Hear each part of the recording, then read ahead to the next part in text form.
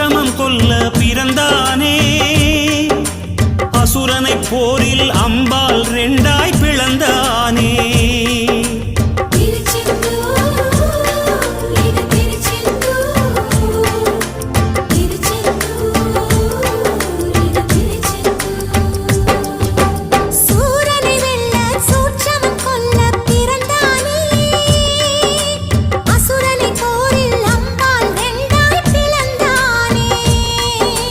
தேவதச்சர்கள் செய்த தலத்தில் தெய்வ ஆணையுடன் எழுந்தானே.